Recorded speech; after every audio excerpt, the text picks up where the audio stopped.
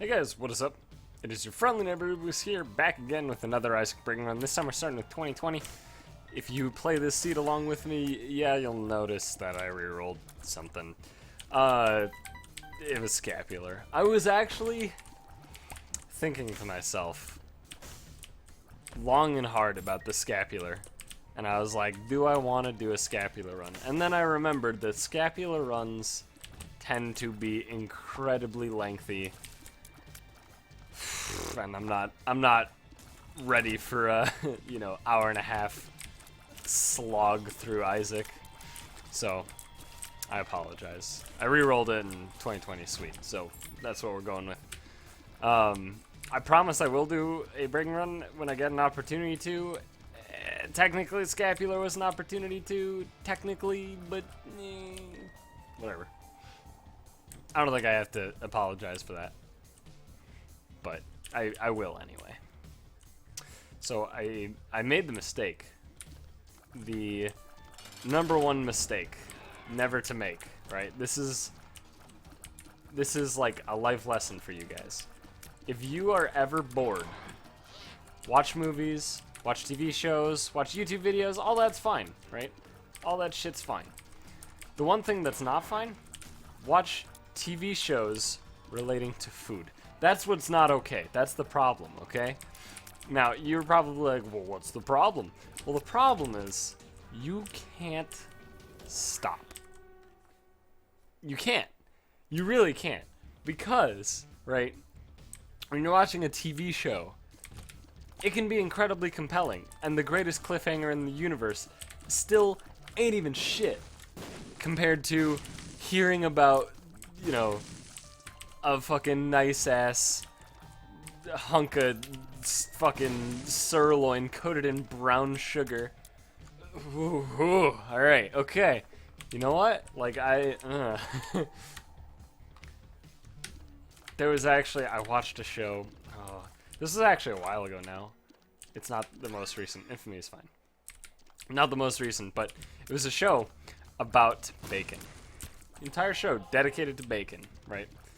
Like a more than one episode TV show dedicated to bacon.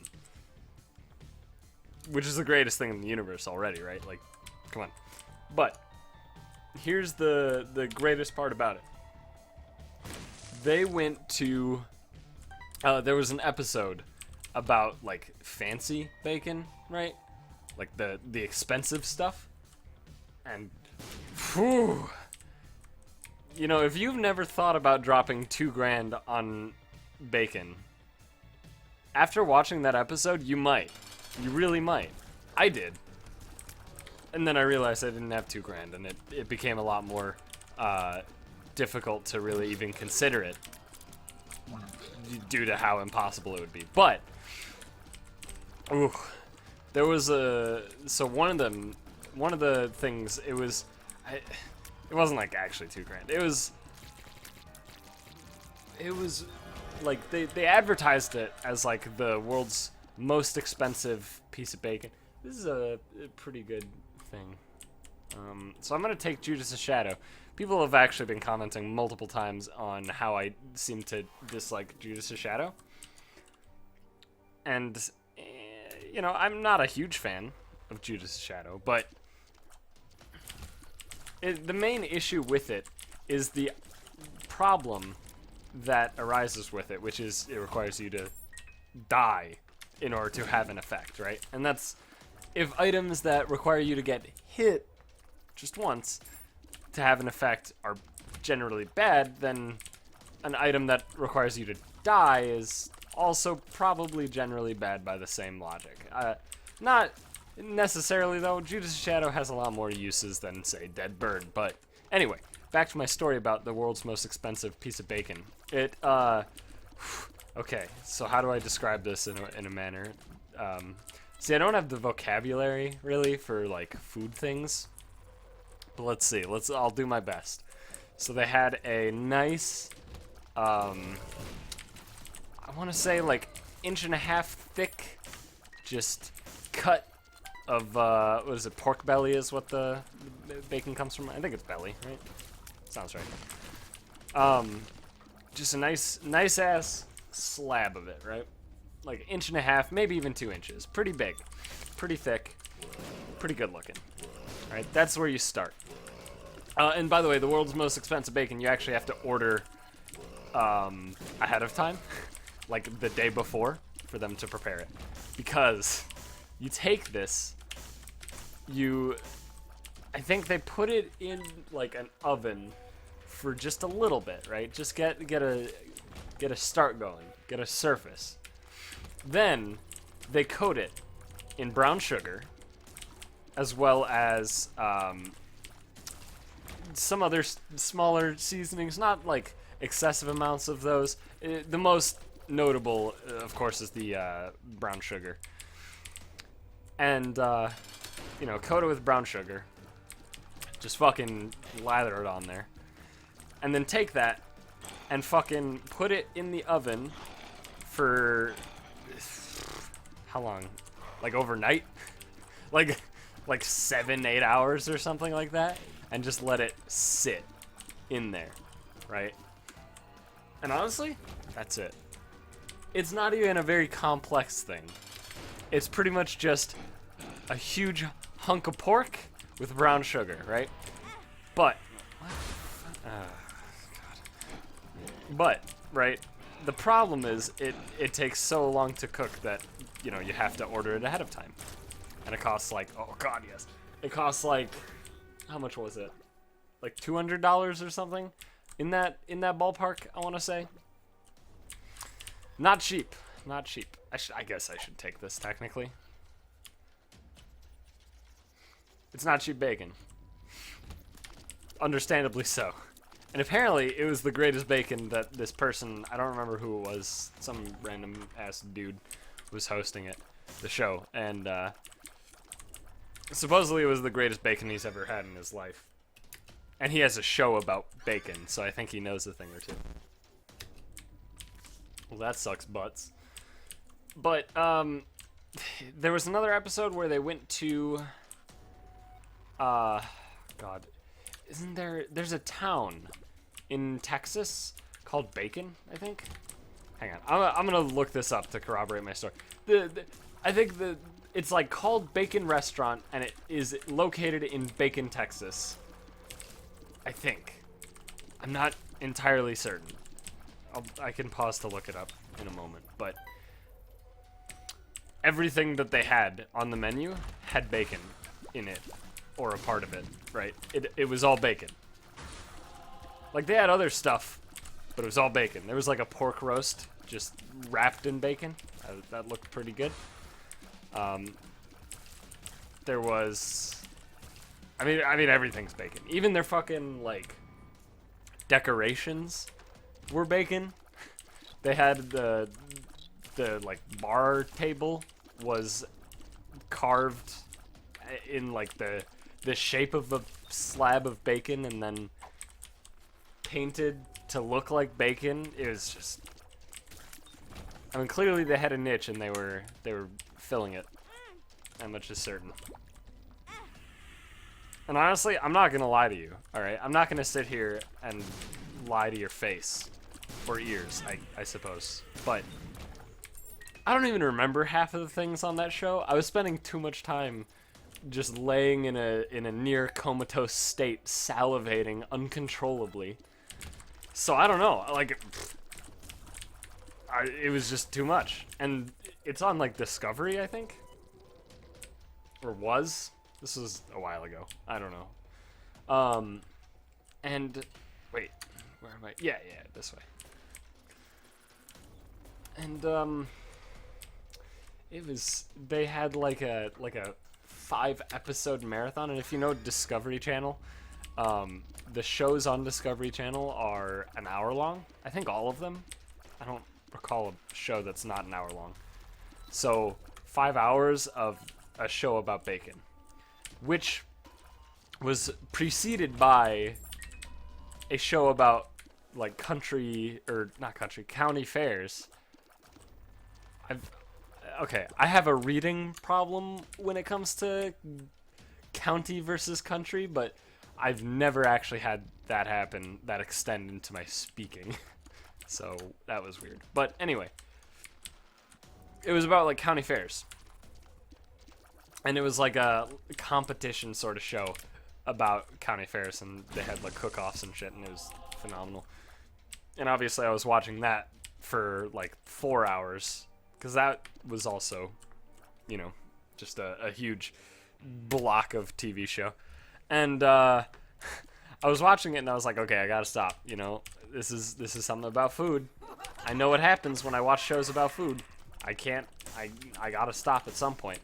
And then as I'm about to stop, it turns out that the marathon of the county fair thing ended.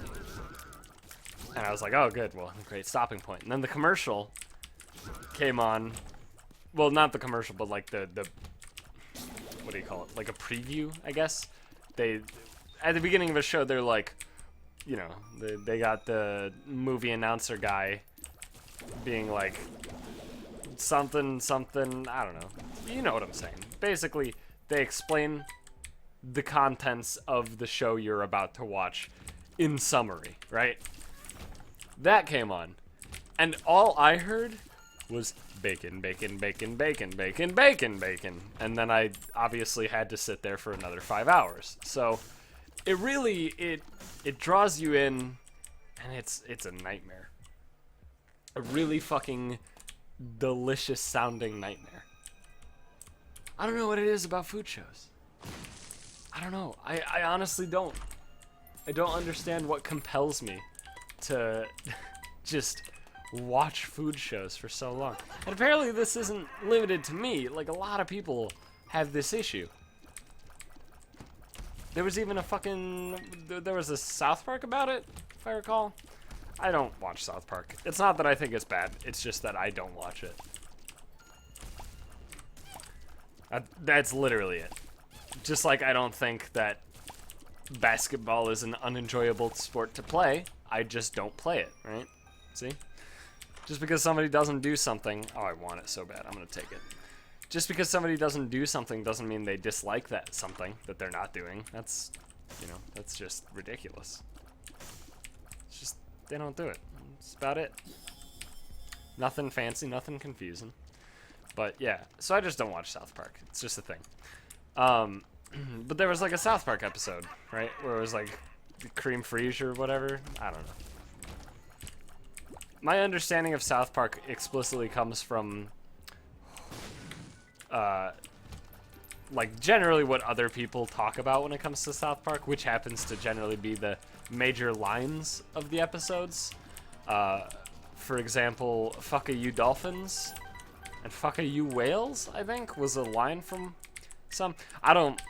That means nothing to me, but, I mean, clearly it was some Asian dude. And, it had something to do with, like, the Miami Dolphins, I'm assuming. I don't know. The only episode of South Park that I've really ever watched all the way through... Well, I've watched a few all the way through, but the main one that sticks out in my memory as I enjoyed it, and it was South Park, and I watched it, was Make Love Not Warcraft. And I watched it. I enjoyed the shit out of it before I played WoW, alright? It's not just because I play WoW and it's like, oh, I love it. You know, I like anything related to that thing, that other thing I enjoy. It was literally, I just fucking thought it was hilarious and loved it. And it just so happened that some number of years later, like 2 years later, 1.5, something like that. When did Make Love Not Warcraft come out? I want to say it came out during, like, BC. Maybe vanilla. But I have no clue. But when I started playing in late BC, that had literally nothing to do with watching the South Park episode.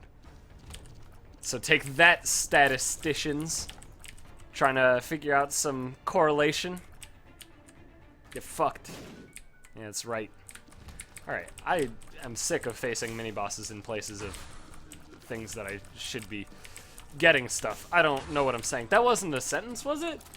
I'm not going to try and repeat it, because the second I try to think about it, I'm going to be really upset. Okay, okay. Infamy, you are the greatest of all time. You're the GOAT. Actually, just the greatest. That was incredible. That was incredible. What the oh, Jesus, that was crazy. Okay. But yeah, my watching of food-related things happened to bring me upon some stuff relating to Gordon Ramsay, who, by the way, for the amount of shit I've heard about Gordon Ramsay getting super pissed off and shit, and blah, blah, blah, he's a douche, I tend to agree with him in every situation, so maybe I'm just a big old doucher. I mean, I am. I guess that's not a surprise to anybody, namely not to myself, but I don't know. He seemed just like a realist more than anything else. Like, I saw a bit where, and by the way, I've been watching some Gordon Ramsay stuff. I mean, literally just like video clips on the YouTubes. I haven't watched the shows or anything. I should, but I haven't yet. There was one where he went to some restaurant. The show is like Kitchen Nightmares, I think. I think that's what it's called. Yeah, sure, whatever. It sounds right to me. Is that worth it? Doesn't synergize with 2020. Sort of, kind of, almost synergizes with Tiny Planet. I'll just not take it. But it's like Kitchen Nightmares, right? And I guess the point of the show is that people who are a part of the restaurant will contact him and be like, yo, these are our problems, help, right? And then he comes in and, you know, critiques everything about the restaurant and essentially lays down the law in a few cases. And that's cool. That's a sweet idea for a show. Especially because it's Gordon goddamn Ramsay. Ramsay. I said Ramsay, I think. And it's a great idea for a show. It's really cool. So, yeah. There was one where the chef, the owner of the restaurant, who was also the self-appointed, the self-appointed head chef, whatever the fuck they call themselves. That guy, right? His food was very bizarre. Very bizarre. For example, there was a grilled Caesar salad on his menu. I don't know how that hit me, but I guess I have to take it. So, grilled Caesar salad. Very weird. Very, very weird. Very weird. Just very weird. I'm gonna reroll this. Oh, God. So, oh, Jesus Christ. I just have to leave. I can't. If I look at it too long, I'm gonna take it. And I can't take it. I literally can't. But yeah, weird menu. Weird things just on the menu, and really just not well cooked at all, right? Gordon Ramsay quickly notices this. That's fine. That's, you know, that's a problem that you can work through. And then, you know, the worst part is he does some investigating, right? I just want to point out how fucking wobbly and wicked that is. So he does some investigating. He looks at the, like, ingredients. What would be like a freezer in most places. It's like a shack out back, okay? And he goes out there, looks at it, and there's literally fucking, like, a 8-year-old lemon in with just a bunch of other lemons. That's fucking gross. Looks at more shit. Everything in there just looks awful and nasty and gross and really like it should have been thrown out a week ago.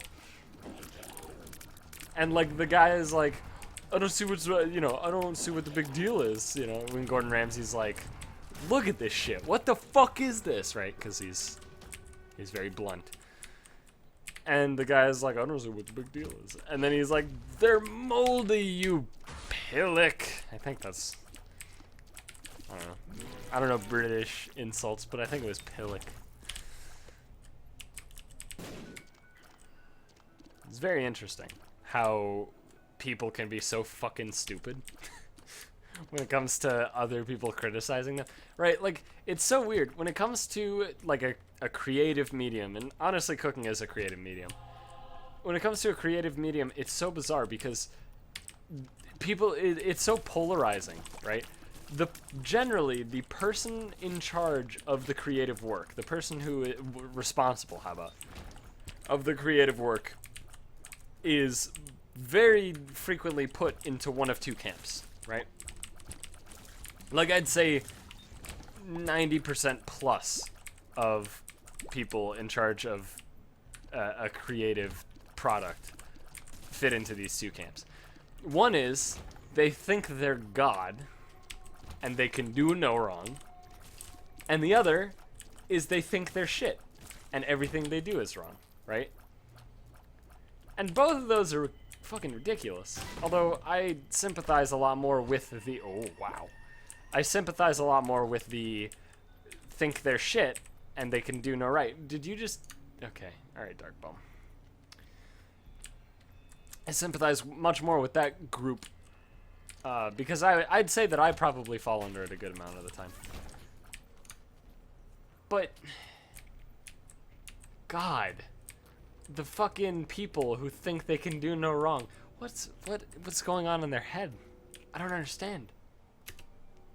Maybe it's because I'm at the other end of the spectrum, right, that I don't understand it. But I don't know, there's just actions that people have that seem so irrational and impossible to understand. And it's such a difficult thing for me to deal with, I guess? I don't know.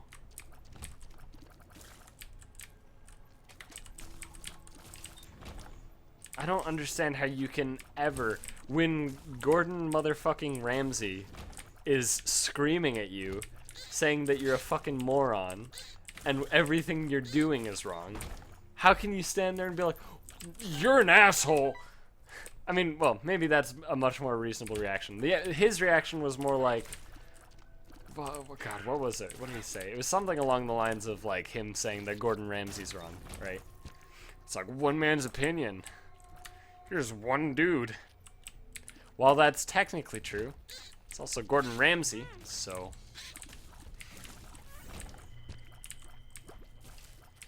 Can you stop with the spiders, you son of a bitch? He's actually given spiders on the past, like, 5 payouts? 4 payouts? 5? 4? 5? 5? I think 5. 4 in recent memory, but there was the payout before it, which was quite a number of floors ago, I believe was also a spider. But, I don't know. Anyway. But yeah, like, I don't know. And I'm not trying to, like, say that Gordon Ramsay is the greatest of all time and immune to criticism. I'm just saying, if Gordon Ramsay tells you that your food is bad, it's probably pretty bad. I mean, the dude's got, like, what, fucking 20 plus years of experience of running his own restaurant. He's successful to a point of he's like gluttonous in his wealth. So clearly he's done something right and knows something that you don't, right? If he's telling you your food is shit. Alright, well, I've never seen a better use of a bomb in my life! Woohoo! See ya. Shit.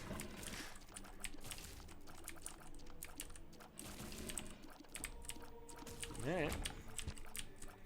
If you give me another spider.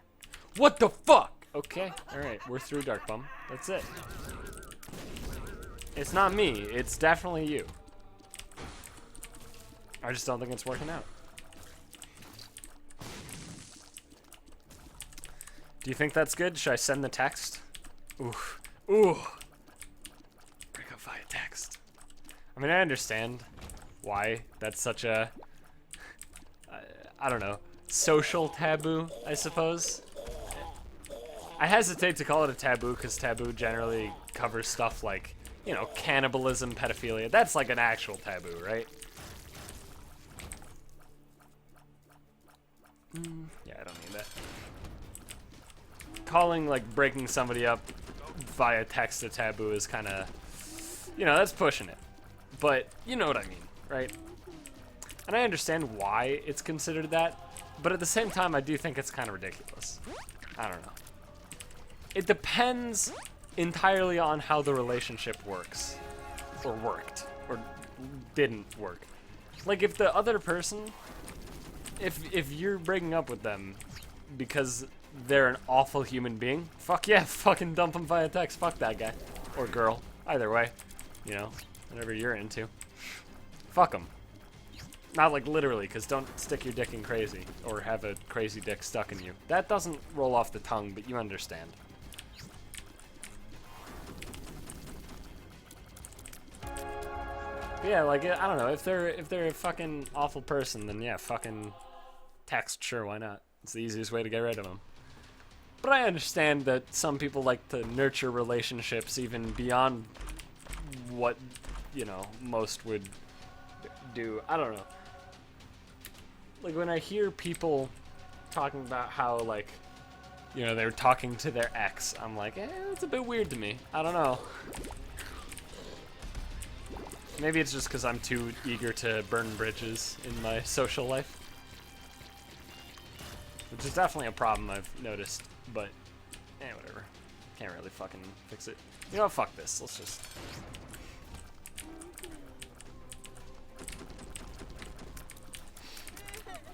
I don't know, for me, the act of burning a bridge is so much more freeing than just telling somebody off.